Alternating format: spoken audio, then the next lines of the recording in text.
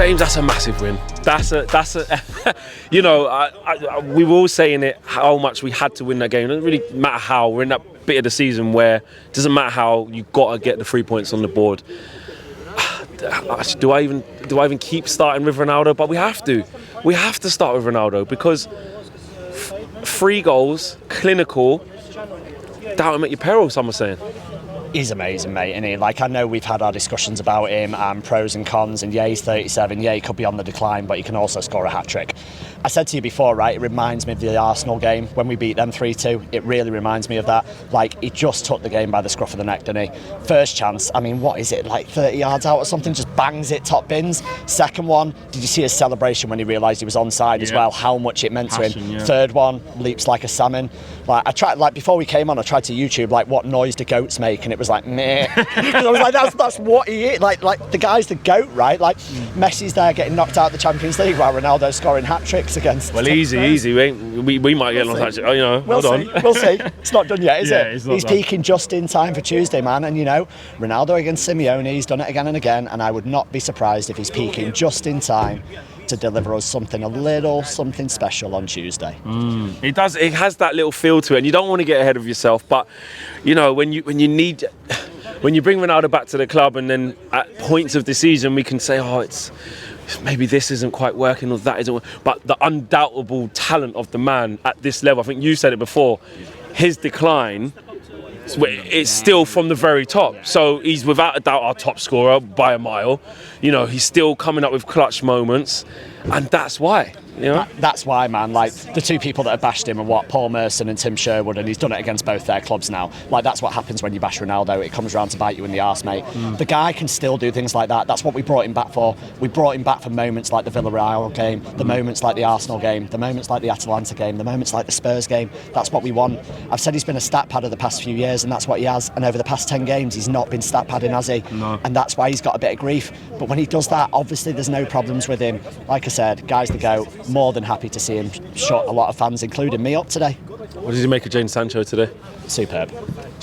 How much more confident is he, man? Yeah. Like, he's superb. He looks a whole different player, doesn't he? He looks completely different. He obviously needed time to settle in. For me, with Sancho, like, our second goal, right? Our front three, do you trust anyone else to put that on a plate for Ronaldo? Anyone? No, because he's like, his decision making in the final third is superb, mate. Is absolutely superb. Got a lot of time for Jadon Sancho, and he's only improving.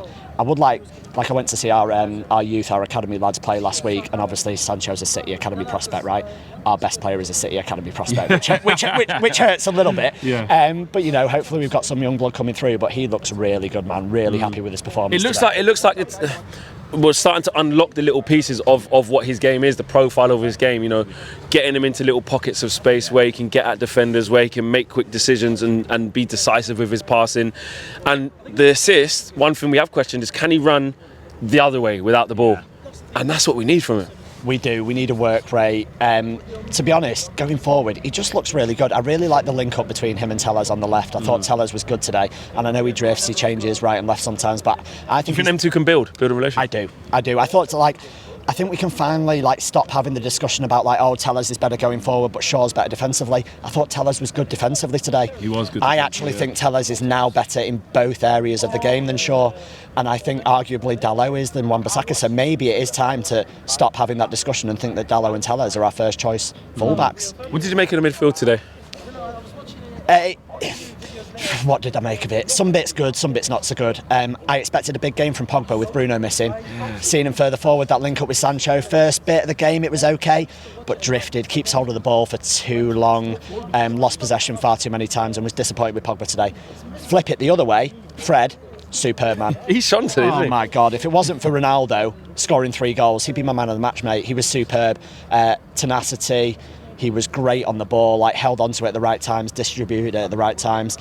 I thought he was very, very good. I know recently he's had a lot of stick, and I'll probably get stick for saying Fred, but at the end of the day, you're just looking at 90 minutes today, and he was good. He was really, really good. It's quite annoying, that, isn't it? Because we see these little bits of Fred. He gets another assist today. They didn't even really work that out. You give it to Ronaldo 35 yards out, 30 yards, whatever he is. It's an assist, though. It is, but he has these games, doesn't he, where he can be quite impactful. Other games when the quality lacks a little bit, but we kind of saw that the good side of Fred today and what he can offer? I think Fred's always good off the ball, right? So in a Ranić system where you want to win the ball high up and press high up and go quick turnovers of possession, Fred's really good. On the ball, he's not great a lot of the time. He was actually good on the ball today, but that's usually what lets him down. So when we're playing like a high possession game, like a Watford game or something, you don't see the best of him. When a team like Spurs comes and you're going to have not have loads of the ball, I think he does well. He wins the ball back, distributes it, played the easy passes well, got about the pitch. Yeah, he was good, man. Consistency's an issue, but who isn't like aside from Sancho and De Gea at the moment, who isn't consistency an issue for at our club? Like, come on. Top four. How does it? Have you started to think about it, or are you just look? We've won the game. We move on. Hope Arsenal can drop some points and just see where we get. Because actually, that was against a fellow top four rival. You know that we had to win that game. If we would have lost that game, I was saying today, catastrophic to lose that game today. But then they got a game in hand over us, I think. But how do you feel about it? Has it changed your feelings towards it? And not even just with the hunt for it from the other teams, with us, because you know what we're capable of. Put in a performance like that, which was, you know, a little bit bumpy, but we got it done.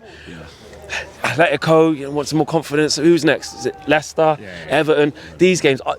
My question is, can we go on a little bit of a run, or have we had our hearts broken too many times?